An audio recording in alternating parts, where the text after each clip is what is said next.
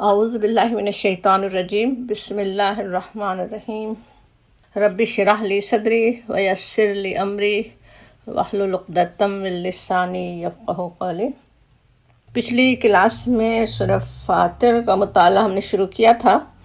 آج آیت 7 سے ہمیں مطالعہ کرنا ہے۔ پچھلی آیات میں جو مضمون چل رہا تھا اسی کی اختتامی آیت ہے آج جہاں سے ہم شروع کریں گے، آیت نمبر 7 سے۔ پچھلی آیات کو بھی ذہن میں تازہ کرنے کی ضرورت ہے سمجھنے کے لیے آیت نمبر 7 کو، وہ آیات جن پر ہم نے پچھلی دفعہ بات ختم کی تھی۔ آیت 5 میں سورہ فاطر جو ہم پڑھ رہے ہیں اس کی آیت 5 میں ہم نے سمجھا تھا کہ تمام انسانوں کو مخاطب کر کے جو خاص نصیحت کی گئی تھی کہ اس دنیا کے امتحان سے کامیابی سے گزرنے کے لیے 3 باتوں کا خیال رکھنا لازمی ہے، یعنی ان کے بارے میں محتاط ہوں، کانشس ہوں، تو دنیا کے ان پرپیچ راستوں سے خیریت سے گزر سکتے ہیں۔ سب سے پہلی بات تھی کہ انسان آخرت سے غافل نہ ہو۔ آخرت جو انسان کو ابھی تو دور نظر آتی ہے، حالانکہ انسان کے ساتھ ساتھ ہی چل رہی ہے۔ جیسے نبی صلی اللہ علیہ وسلم نے 2 متوازی لکیریں، 2 پیرالل لائنز جیسے کھینچ کر زمین پر سمجھایا کہ یہ انسان کی زندگی ہے، جیسے ایک لکیر ایک ساتھ ہی اس کے جو دوسری لائن چل رہی ہے وہ اس کی موت، جو کسی بھی وقت اچانک آ پکڑتی ہے، اتنی قریب ہے جیسے آخرت انسان کے۔ اس آخرت سے انسان غافل نہ ہو، تبھی اپنے آپ کو فتنوں سے بچا سکتا ہے۔ اور دوسری چیز جس سے ہمیں محتاط رہنے کی ضرورت ہے، دنیا کی محبت، اس کی کشش، وہ جس میں ہم سب گھرے ہوئے ہیں۔ جس کو جتنی آخرت کی فکر ہوگی، آخرت کی یاد جس کے ساتھ ہوگی، وہ اس سے اپنے آپ کو بچا سکے گا۔ پھر تیسری چیز، سب سے برے دشمن شیطان سے محتاط کیا گیا تھا کہ وہ شیطان جو انسانوں کو جہنم میں گھسیٹ کر لے جانا چاہتا ہے تاکہ وہ اصحاب السعیر میں سے ہو جائیں۔ السعیر کیا تھا؟ بھڑکتی آگ والے بن جائیں۔ اسی کشمکش میں کامیابی یا ناکامی کا انجام پھر اگلی آیت میں مختصر الفاظ میں بتا دیا گیا۔ دیکھیے آیت نمبر 7، بسم اللہ الرحمن الرحیم۔ الذین، وہ لوگ جو کفروا، جو کافر ہوئے، جنہوں نے کفر کیا، جو کفر کا جن سے ارتکاب ہوا، لہم، ان کے لیے عذاب شدید، سخت عذاب ہے۔ والذین، اور وہ لوگ جو آمنوا، ایمان لائے، وعملوا الصالحات، اور عمل کیے نیک، لہم مغفرۃ واجر کبیر، ان کے لیے مغفرت اور اجر کبیر ہے، اجر کبیر ہے ان کے لیے کہا جا رہا ہے۔ پچھلی آیت میں کہا گیا تھا کہ شیطان کے حوالے ہونے والے، شیطان کے باتوں میں جو آ جائیں گے، اس کی چالوں میں آئیں گے، وہ اصحاب السعیر ہوں گے۔ اس شیطانی گروہ کے بارے میں بتایا جا رہا ہے کہ وہ جنہوں نے کفر کیا، شیطان کی باتوں میں جو آئیں وہ ظاہر ہے وہ کفر کرنے والے، جنہوں نے کفر کیا ان کے لیے سخت عذاب ہے، لہم عذاب شدید۔ اور اس دوسری طرف دونوں ہی انجام ایک ہی آیت میں، چھوٹی سی آیت میں سامنے رکھے جا رہے ہیں۔ دوسری طرف جو لوگ ایمان لائے، عمل صالح کریں، ان کے لیے مغفرت ہے اور اجر کبیر کی بشارت۔ ایک طرف شیطان ہے، اس کی پکار ہے، اس کی کوششیں ہیں کہ وہ انسانوں کو اپنی پارٹی میں شامل کرنے کی پوری کوشش کرتا ہے، انتہائی کوشش میں ہر لمحے لگا رہتا ہے۔ اور دوسری طرف اللہ کے وعدے ہیں۔ شیطان کے دھوکے میں آنے کے بجائے انسان آنکھ کھول کر دیکھ لے کہ وہ کون سے راستے پر چل رہا ہے۔ آنکھیں کھلی رکھنے کی ضرورت ہے۔ امتحان میں ہے دنیا میں، ہر وقت ایک امتحان ہم دے رہے ہیں، اس میں اگر ذرا سی غفلت ہو دشمن فائدہ اٹھا سکتا ہے، نہ بڑا دشمن۔ اس سے بچنے کے لیے ہمیں دیکھنے کی ضرورت ہے ہم کس راستے پر چل رہے ہیں، صحیح جا رہے ہیں یا نہیں۔ جس راستے پر ہم چل رہے ہیں وہ عذاب شدید کی طرف جا رہا ہے یا اللہ کی رحمتوں، اس کی مغفرت اور اجر کبیر کی طرف۔ ان وعدوں پر بھی غور کریں جو یہاں کیے گئے، کیسی اللہ کی رحمت نظر آتی ہے۔ کفر کا راستہ، شیطان کی پیروی کا راستہ صرف آخرت ہی کے عذاب سے دوچار نہیں کرتا، اس تنبیہ میں یہ جو انذار ہو رہا ہے عذاب شدید کا، وہ اس میں بھی کیسی اللہ کی رحمت ہے، ہمارے لیے اللہ کی رحمت ہے۔ وہ راستہ جو انسانوں کے لیے کیسا تباہی کا راستہ ہے، کسی بھی ٹیمپٹیشن کا شکار ہو جائیں اپنے نفس کی باتوں میں آ جائیں، خواہ وہ وقتی کامیابی نظر بھی آ رہی ہو، مزے آ رہے ہوں، لیکن آگے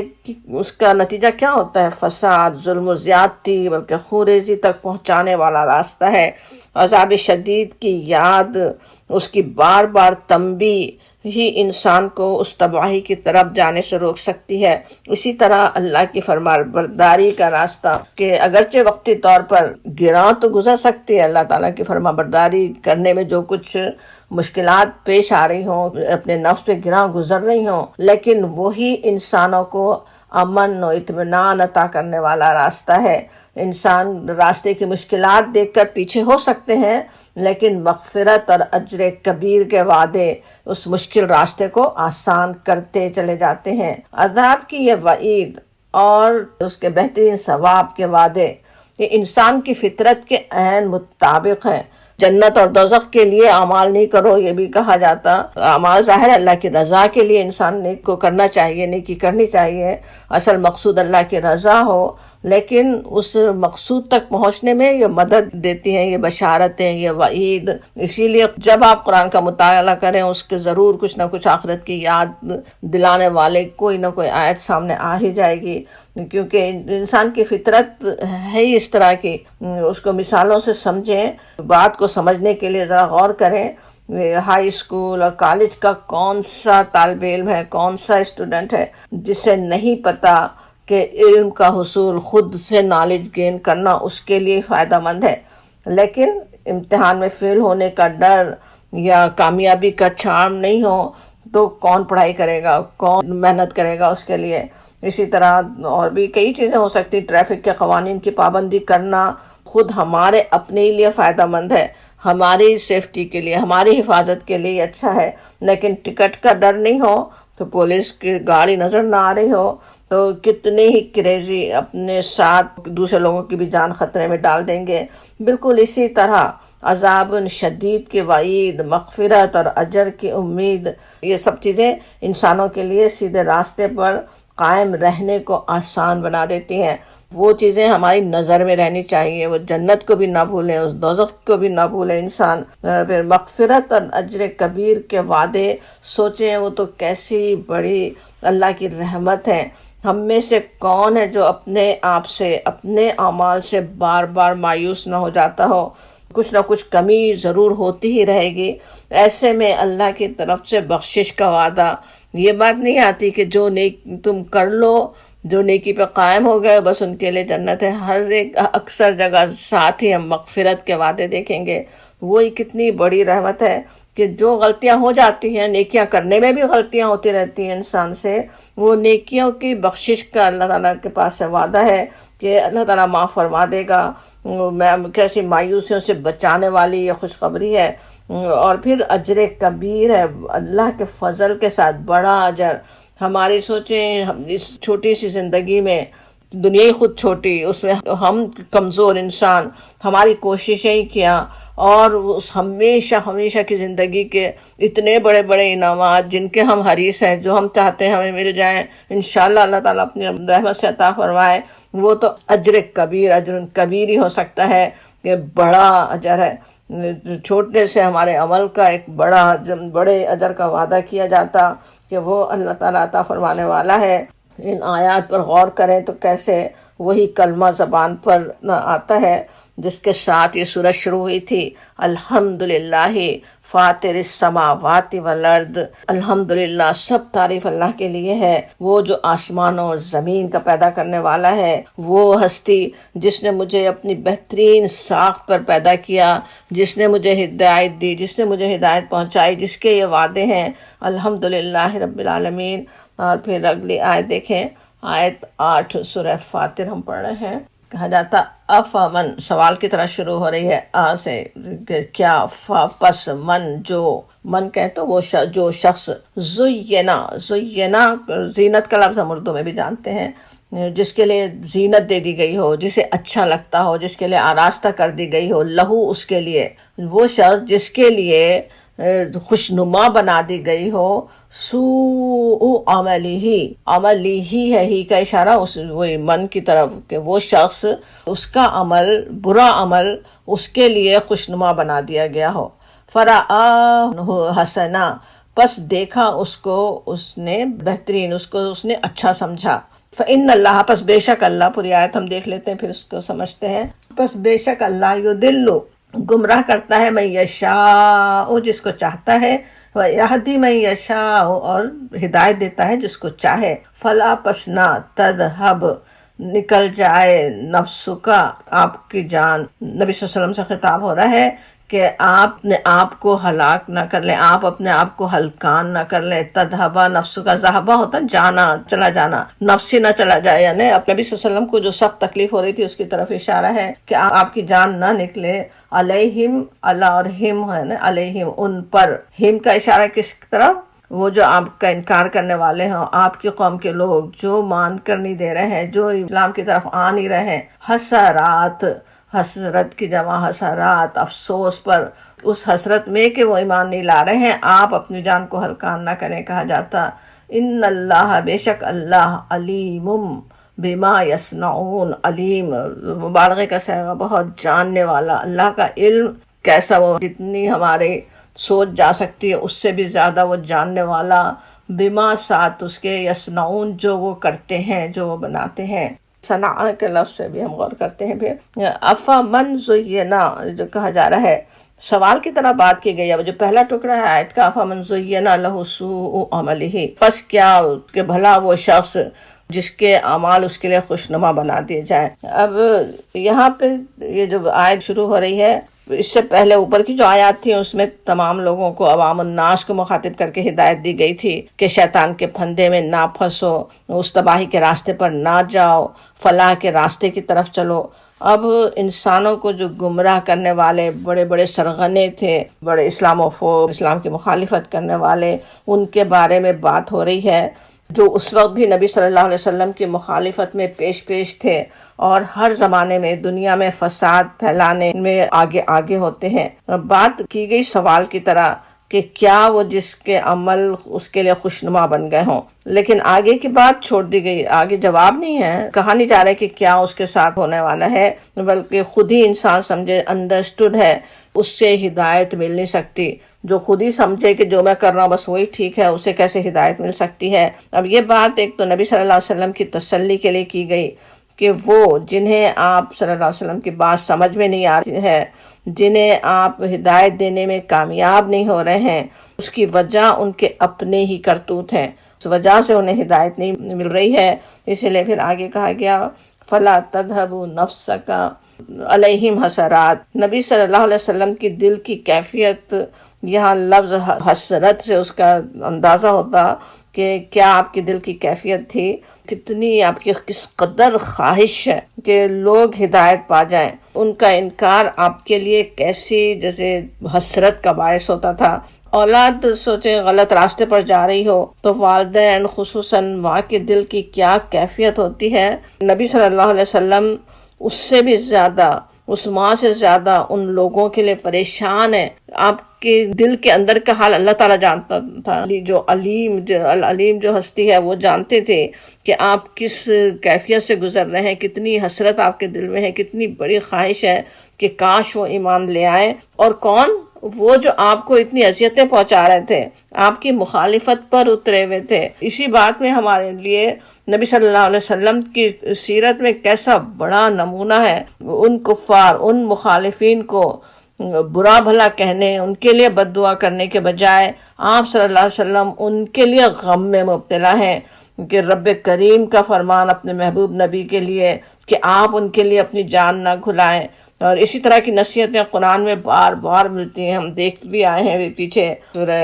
کہف میں، سورہ شعراء میں، فَلَعَلَّكَ بَاخِعٌ نَفْسَكَ، کہ شاید آپ اپنے آپ کو ہلاک ہی کر دیں گے، اتنی زیادہ آپ کو تکلیف تھی، تو اس کے لیے آپ کو نصیحت کی جاتی، آپ کو کہا جاتا کہ آپ ان کے لیے جان نہ گھلائیں، جن سے نبی صلی اللہ علیہ وسلم کی محبت اپنی امت کے لیے کس طرح نظر آتی ہے، خصوصاً ان لوگوں کے لیے بھی جو آپ سے دشمنی کر رہے ہیں، آپ صلی اللہ علیہ وسلم آپ کے ساتھیوں، آپ کے اہل خاندان تک کو کیسی کیسی اذیتیں پہنچانے والے تھے، اور آپ ان کے لیے اپنی جان کھلا رہے ہیں، آپ ان کے لیے حسرتیں کر رہے ہیں، ان کے لیے آپ چاہتے ہیں کہ وہ ایمان لے آئیں۔ اور ان کا حال کیا ہے کہ وہ جن کے لیے آپ صلی اللہ علیہ وسلم اتنے حسرتوں میں ہیں، وہ ان کا حال یہ کہ اپنی برائیوں پر، اپنی بری حرکتوں پر بڑے خوش ہیں، شاداں،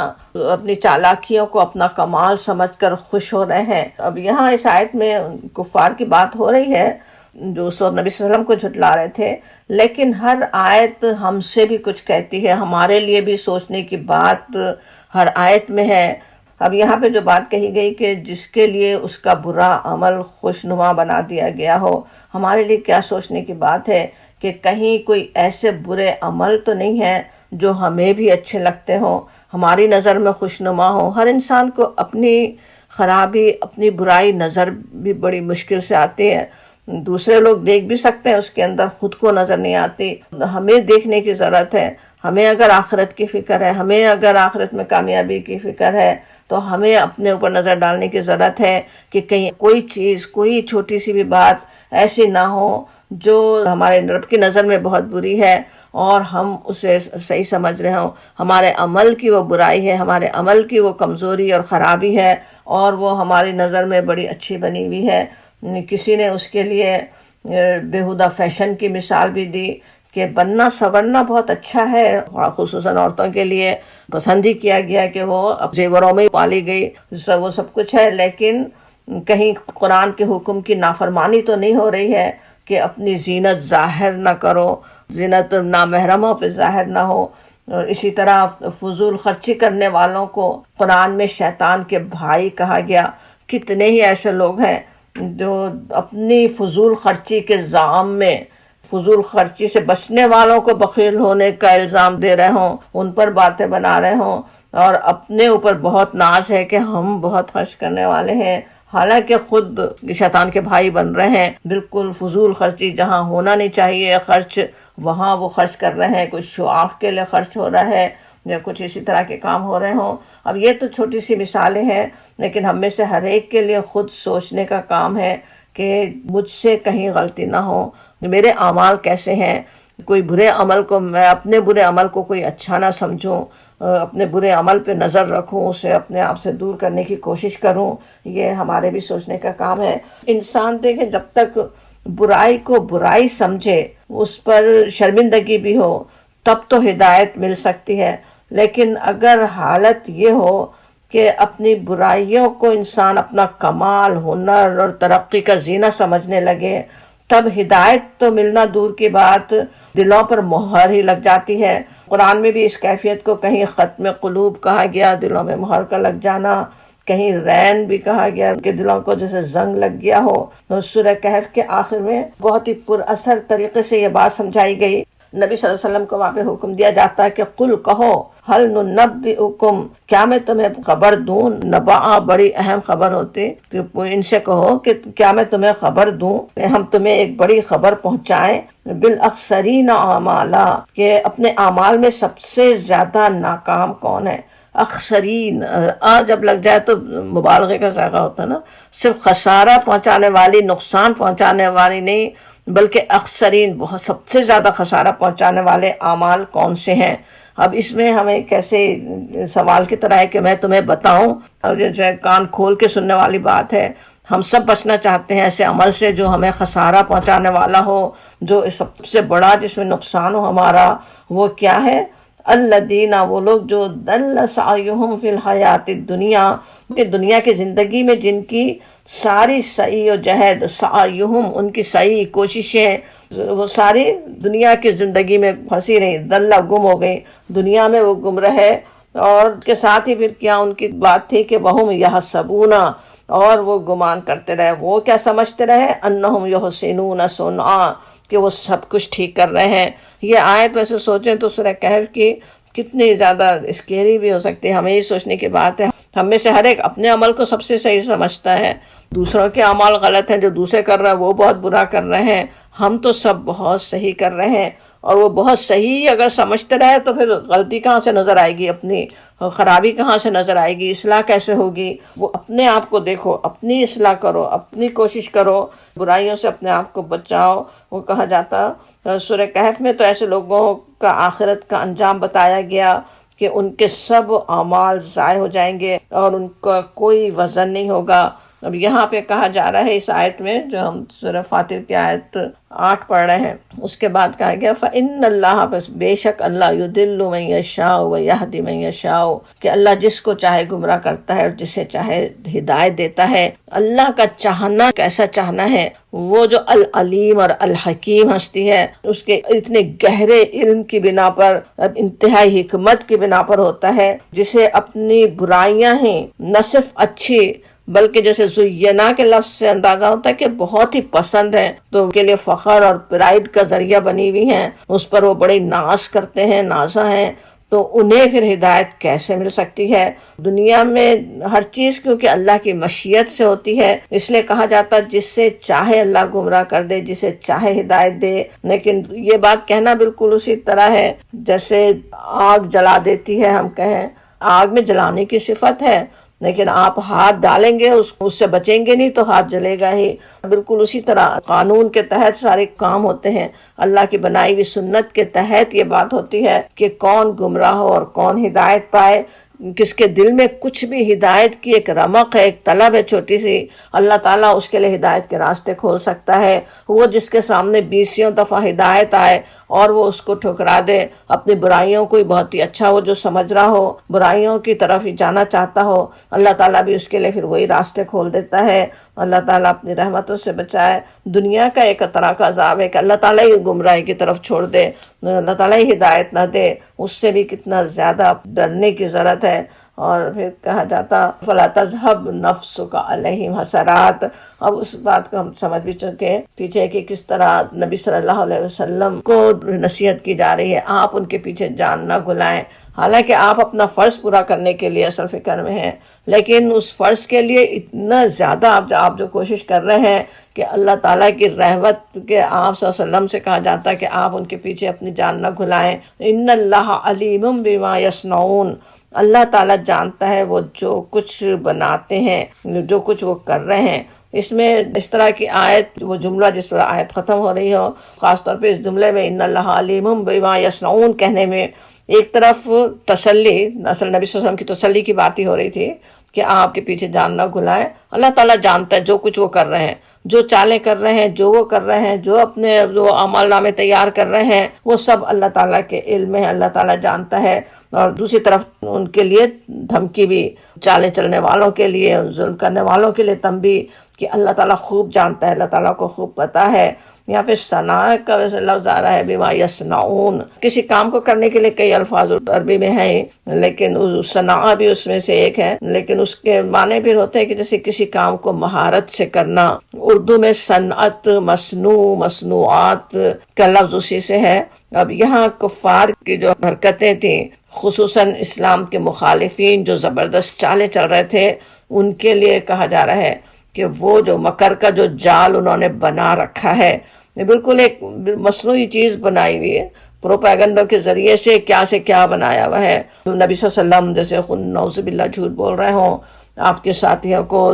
باغی ہونے کا الزام اور کس طرح کی باتیں، وہ ساری جو باتیں وہ بنا رہے ہیں، جو انہوں نے پروپیگنڈے کا جو ایک جال پھیلا رکھا ہے، ان سب سے اللہ تعالیٰ خوب واقف ہے۔ جو وہ چالے چل رہے ہوں اسلام کو دبانے کے لیے، نبی صلی اللہ علیہ وسلم کی مخالفت کے لیے، آپ کی کوشش کو ناکام کرنے کے لیے، جو کچھ وہ کر رہے ہیں وہ سب سے اللہ خوب واقف ہے، اللہ تعالیٰ خوب جانتا ہے۔ اور جب جانتا ہے کہے تو اسی میں پھر کتنی تنبیہ بھی ہوتی ہے۔ کوئی ایک فرد بھی یا کہ انسان بھی اگر ایک پرنسپل بھی ایک بچے سے کہہ دے مجھے پتہ ہے کہ تم کیا کر رہے ہو، ایک ٹیچر ایک بچے سے کہہ دے مجھے معلوم ہے تم کیا کر رہے ہو، تو کیسے اس کی جان ہی نکل جائے کہ اچھا اب میں پکڑا گیا۔ اور جب اللہ تعالیٰ جانتا ہو تو پھر ظاہر ہے اس کی سزا بھی تو بھگتنی ہوگی، اس کا نتیجہ بھی تو پھر دیکھنا ہی ہوگا، تو انتہائی سخت دھمکی بھی ان کے لیے۔ لیکن ظاہر ہے اسی میں وہ جو مظلوم ہیں ان کے لیے کیسی تسلی کی بات ہے، اللہ تعالیٰ کو پتہ ہے آج ظلم کا شکار ہو، لیکن اللہ تعالیٰ جانتا ہے ظالموں یہ ایک ایک حرکت سے خوب واقف ہے، ایک ایک چال سے خوب واقف ہے، تمہاری مدد پہ پوری طرح وہ قادر ہے، کہا جا رہا ہے۔ اور پھر دیکھیں اگلی آیت، واللہ پس اور اللہ، الذی وہ جو، ارسلا بھیجتا ہے، الریاح ہواؤں کو، ریح کا پلورل، ریح کہتے ہیں ہوا کو، اور ریاح اس کی جمع، لیکن قرآن میں اکثر ریح کا جب لفظ آتا ہے تو وہ اس کے لیے آتا ہے اکثر عذاب کے لیے، جیسے ریح سرسر، یا جہاں بھی ایک بری ہوا کے لیے جو عذاب لے کر آئے اس کے لیے ریح کا لفظ ہے، اور ریاح کا ہواؤں کا لفظ اکثر جو رحمت لانے والی ہوائیں ہیں ان کے لیے آتا ہے۔ تو ارسل الریاح بھیجتا ہے ہواؤں کو، فتثیرو پس وہ اٹھاتی ہیں، تثیر کا جو لفظ ہے اس کا روٹ ورڈ سے واورے، سارا،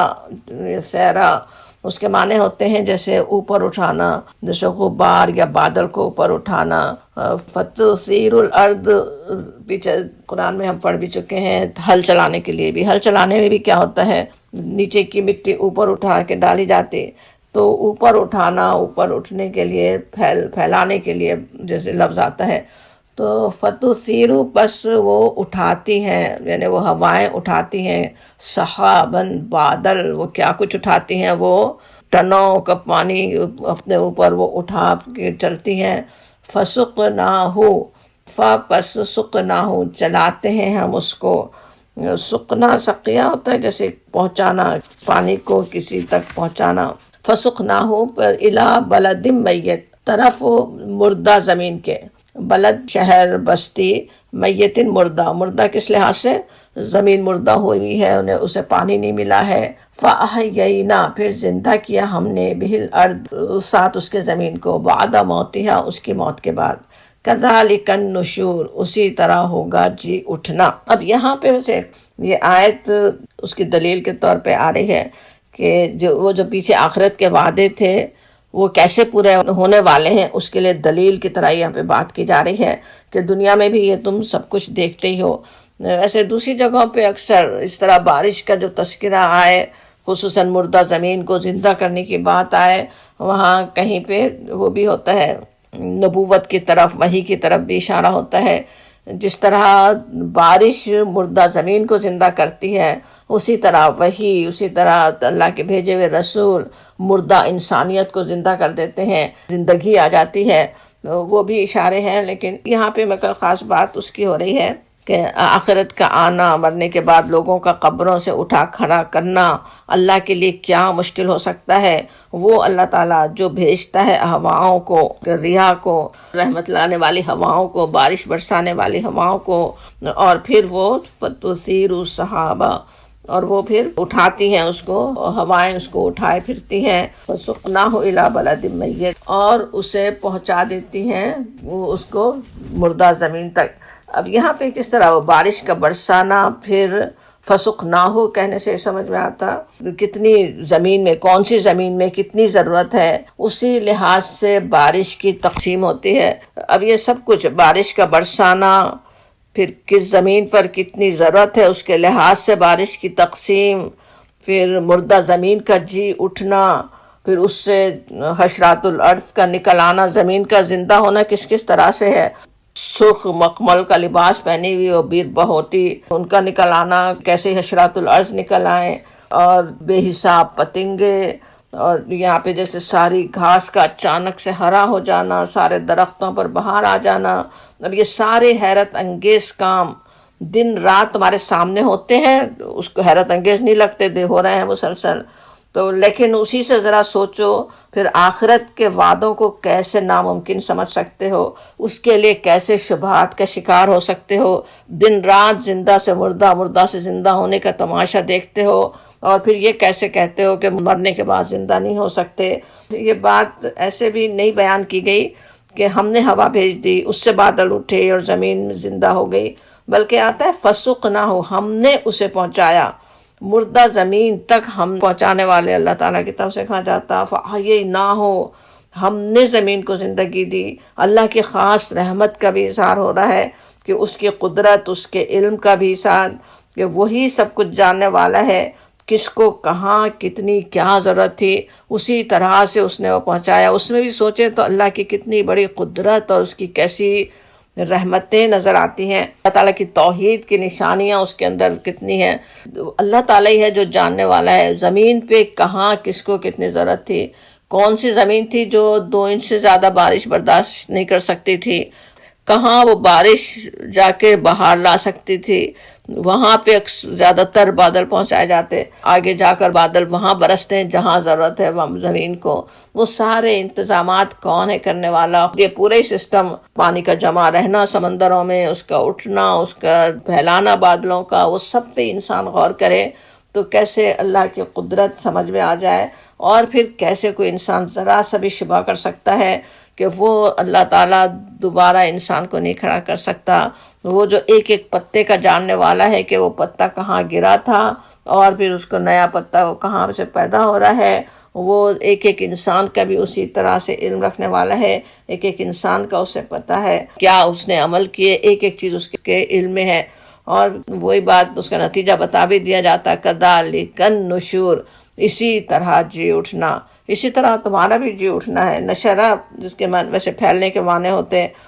ہم جانتے ہیں اردو میں بھی خبر نشر ہونے کی بات، نشر و اشاعت کی بات، لیکن اٹھنے اور اٹھ کھڑا ہونے کے لیے بھی، خصوصاً موت کے بعد جی اٹھنے، قیامت کے دن اللہ کے حضور پلٹنے اکٹھے ہونے کے لیے قرآن میں آتا ہے نشور کا لفظ۔ دوسری زندگی اور آخرت پر پھر سوچیں کس طرح وہ بتایا جا رہا کذالک النشور کہہ کے کہ پھر کیا شبہ کی بات ہے۔ اسی طرح اللہ تعالیٰ دوبارہ اٹھاتے گا، اسی طرح تمہیں اللہ کے حضور کھڑا ہونا ہوگا۔ یہ اللہ تعالیٰ کے لیے نعوذ باللہ کیسے ناممکن ہو سکتا ہے؟ ذرا سوچیں، اپنی آنکھوں سے جب انسان دیکھتا ہے بخارات بن کے اڑ جانے والا پانی ختم ہو گیا، یہاں سے چلا گیا اور دوبارہ وہ زمین پہ پہنچ گیا، مردہ زمین پھر سے زندہ ہو گئی، اسی طرح سے تم بھی اٹھ کھڑے ہوگے کہا گیا۔ اور پھر اگلی آیت دیکھیں، واللہ، اور اللہ، الذی، وہ جو، ارسل ریاح بھیجتا ہے، آیت 10 پڑھ رہے ہیں، من کانا، وہ جو، وہ ہے، یرید العزت، چاہتا ہے عزت، فللہ، پس اللہ کے لیے، فللہ العزت جمیعا، پس عزت ہے اللہ کے لیے سب کی سب، ساری عزت اللہ کے لیے ہے۔ الیہ جو ہے وہ الا اور ہی، طرف اسی کے، یسعدو، سعادہ ہوتا ہے وہ چڑھنا، اوپر چڑھتا ہے، پہنچتا ہے، یسعدو چڑھتا ہے، الکلم الطیب، کلمہ طیب، والعمل الصالح، اور عمل صالح، یرفعہ، بلند کرتا ہے اس کو، عمل صالح اس کو بلند کرتا ہے، والذین، اور وہ لوگ جو یمکرون السیئات، مکر کرتے ہیں برے، لہم، ان کے لیے، عذاب شدید، شدید عذاب ہے، کفار کے لیے یا دوسری دفعہ عذاب شدید وعید آ رہی ہے۔ ومکرو، اور مکر، اولئک، وہی لوگ ہیں، ہوا وہ، یبور، نابود ہونے والے، برباد ہونے والے، یبور جو ہے بے واو رے اس کا روٹ ورڈ، تباہ ہونے کے معنی، ہلاک ہو جانے، تباہ ہو جانے والے ہیں، وہ مکر ان کا ہی ختم ہو جانے والا ہے، تباہ ہونے والا ہے، یہ کہا جا رہا ہے۔ اب آخرت تو ضرور آنی ہے، اور وہاں عزت و سرخروئی کس کو حاصل ہوگی بتایا جا رہا ہے، وہ جو کہ من کان یرید العزت سے سمجھ میں آتا ہے کہ وہ جو عزت چاہتے ہیں، سے مراد وہ لوگ ہیں جو اس وقت بھی نبی صلی اللہ علیہ وسلم کی مخالفت میں پیش تھے۔ کیوں تھے وہ؟ کہ پورے عرب میں آج جو ان کی عزت بنی ہوئی ہے، سب کے بتوں کے رکھوالے بنے ہوئے ہیں، وہ سب کچھ ان کو نبی صلی اللہ علیہ وسلم کی دعوت سے خطرے میں نظر آتی تھی۔ قریش کا پتہ ہے نا کیا تھا، اصل اس حرم میں کچھ 360 بت رکھے ہوئے تھے، سارے آس پاس کے عرب کے قبائل کے بت بھی ان میں تھے، اور ان سے خوب ان کی آمدنی بھی ہوتی تھی، اور پورے عرب میں ایک ان کی بڑی عزت بنی ہوئی تھی۔ اور وہ عزت کو بچانے کے لیے، اپنی اس کمائی کو بچانے کے لیے، اس دنیا کو بچانے کے لیے،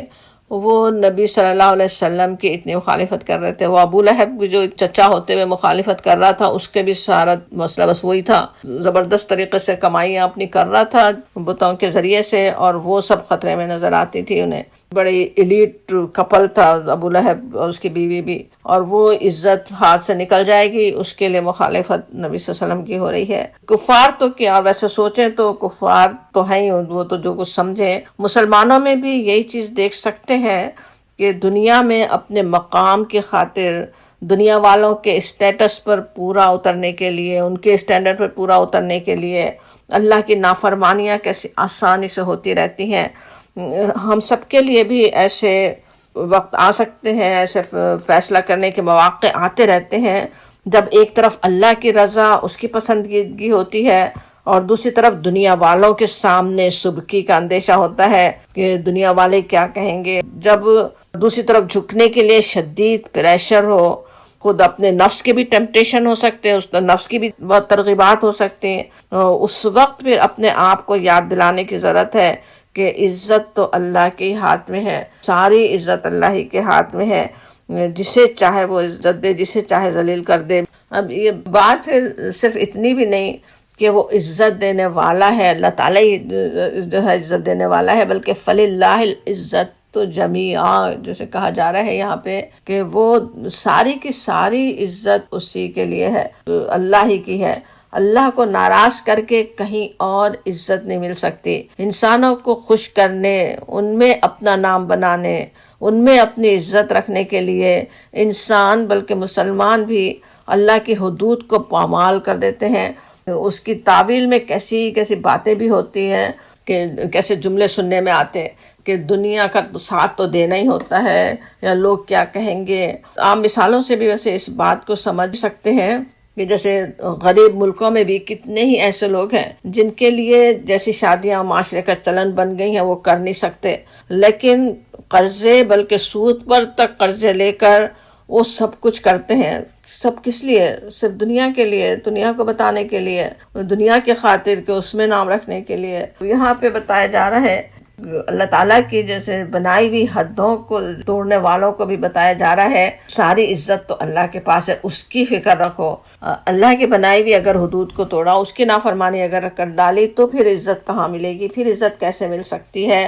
اصل یاد دہانی یہاں پہ ہو رہی ہے۔ ایک مومن کو اصل فکر تو ہونی بس اسی کی چاہیے، دنیا والے چاہے عزت دے یا نہ دے، دنیا کسی کو پہچانے یا نہ پہچانے، وہ بندہ جو اپنے رب کے مقام کو پہچانتا ہو وہ اپنے رب کے ہاں قابل عزت ہے۔ مکے کے سرداران جس عزت کو بچانے کے لیے نبی صلی اللہ علیہ وسلم کی مخالفت کر رہے تھے، آج کوئی ان سے اپنا رشتہ تک نہیں جوڑنا چاہتا، ہم ان کی اولاد میں سے کوئی آج کہنے والا نہیں ہے، جو بڑے بڑے مخالفین سرداران تھے۔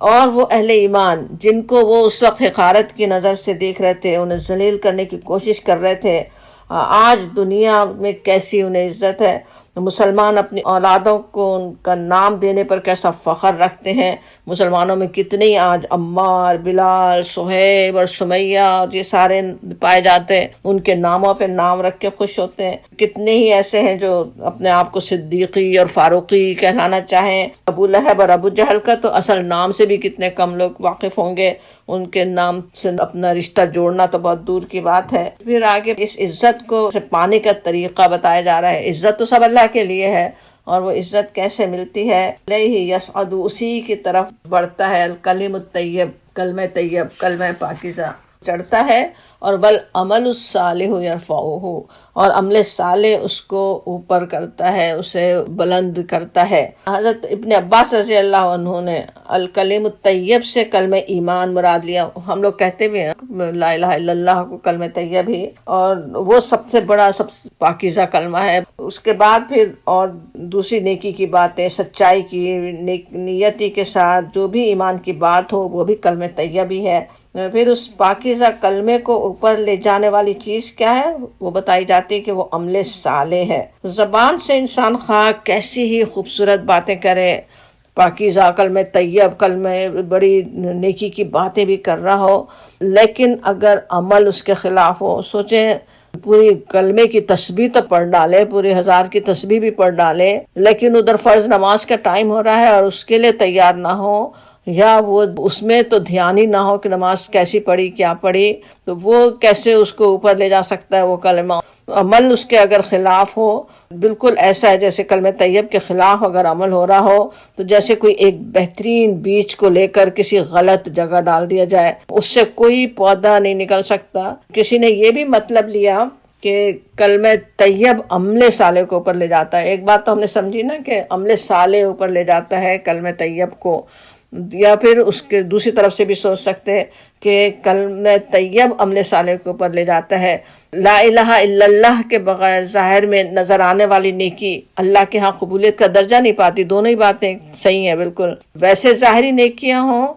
کہنے کو بہت ہی چیریٹی کر رہے ہوں، بہت نیکیاں کرتے نظر آ رہے ہوں، لیکن ایمان نہیں ہے تو وہ نیکی نہیں رہتی، کوئی غلط نیت سے ہی ہو رہی ہے، یا جس لیے بھی ہو رہی ہے دنیا کے لیے ہو رہی ہے، دنیا میں اللہ تعالیٰ بدلہ دے دیتا ہے۔ وہ ایمان جو پھل لانے والا ہو سکتا، جو انسان سے نیکیاں بھی کروا سکے، اور نیکیاں بھی وہی مقبول ہوتی ہیں جو خالصتاً اپنے رب پر ایمان کے ساتھ ہوں۔ اب کلمہ طیب کیسے اوپر چڑھتا ہے اور عمل صالح کس طرح اس سے اوپر چڑھاتا ہے، اسے سمجھنے کے لیے ہم نبی صلی اللہ علیہ وسلم کی زندگی اور آپ کے صحابہ کرام کے احوال پر غور کریں تو سمجھ میں آ جائے۔ جس وقت یہ آیات نازل ہوئی ہیں،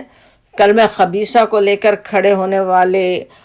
اپنے آبا کی حمیت کے نعرے، اپنے بتوں کی عقیدت کی باتیں تو زور و شور سے ہو رہی تھیں، جھوٹے پروپیگنڈے سر چڑھ کر بول رہے تھے۔ ایسے میں نبی صلی اللہ علیہ وسلم کی ایک ہی بات، وہ کلمہ طیب کی طرف دعوت، پاکیزہ اعمال کی ترغیب، اور نبی صلی اللہ علیہ وسلم اور آپ کے ساتھیوں کا پاکیزہ اسوہ وہ کس طرح اوپر چڑھتا ہے۔ کلمہ خبیثہ کا شور و غوغا اتنا اس وقت وہ چھایا ہوا تھا، وہ سب تو مکے کی سرزمین میں بھی پنپ نہیں سکا، اور کلمہ طیبہ دنیا پر چھا گیا۔ کس طرح دنیا کے کتنے بڑے حصے تک وہ اسلام پہنچ گیا، کس طرح سے وہ چھا گیا، صاف صاف نظر آتا ہے کہ اللہ تعالیٰ ہے وہ جو کلمہ طیبہ کو اوپر لے جانے والا ہے۔ اور پھر ساتھ ہی کہا جاتا والذین، اور وہ لوگ جو یمکرون السیئات، مکر کرتے ہیں برے، لہم عذاب شدید، ان کے لیے شدید عذاب ہے۔ جو لوگ بری چالیں چل رہے ہیں ان کے لیے سخت وعید عذاب شدید کی۔ اور وعید کیا ہے؟ وَمَكْرُ أُولَئِكَ هُوَ يَبُورُ، ان کا مکر خود ہی نابود ہو جائے گا۔ سازشیں کرنے اور چالیں چلنے والے سمجھتے ہیں کہ اس کے ذریعے سے وہ کامیابیاں حاصل کر لیں گے، وقتی طور پہ کامیاب کا نظر بھی آتے ہوں، لیکن انجام تو پھر ظاہر ہے ان کا تباہی ہی ہے۔ انبیاء کرام کے جو مخالفین تھے ان کے انجام میں سب سے بڑی نشانی بھی ہے، ان کو کس طرح سے ناکامی ہوئی۔ دوسرے لوگ دنیا میں کامیاب ہوں تب بھی آخرت کی جو بربادی ہے وہ تو ہے ہی، نظر بھی آئے دنیا میں آج ترقی پاتے تو نظر آ رہے ہوں، ان کو کامیابیاں ہوتی ہمیں نظر آ رہی ہوں، لیکن اصل تو بربادی کی طرف ہی جا رہے ہیں۔ اولئک ہوا یبور، وہ انہی کو نابود کرنے والا ہے، چالیں خود ہی ان کو ہی تباہ کرنے والی ہیں۔ ہر چال چلنے والا ویسے بھی اس کے گھیر میں خود آ ہی سکتا ہے۔ کیسے مشہور ہمارے پاس بات ہوتی تھی کہ اب کسی کے لیے جو گڑھا کھودے خود ہی اس میں گر سکتا، بالکل وہی بات ہے۔ یہی بات جو یہاں بتائی گئی سورہ ابراہیم میں اسے کلمہ خبیثہ کی مثال سے بھی سمجھایا گیا، کلمہ طیبہ اور کلمہ خبیثہ کی وہاں پہ مثال دی گئی۔ سورہ ابراہیم بھی مکہ میں نازل ہونے والی سورت ہے،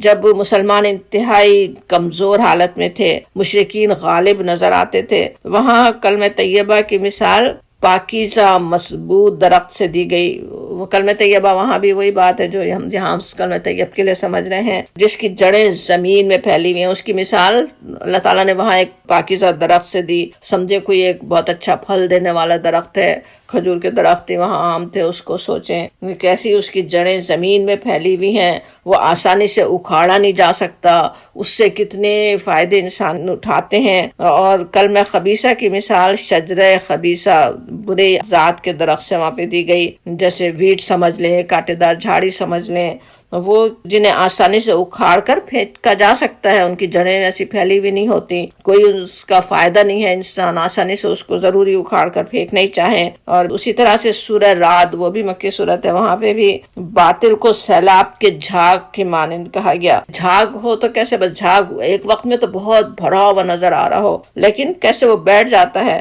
اصل چیز ہے وہ رہ جاتی ہے، جو اصل پانی ہے، جو اصل چیز ہے، وہ جو فائدہ مند چیز ہے وہ رہ جاتی ہے، وہ جھاگ سارا بیٹھ جاتا۔ بالکل اسی طرح آج بھی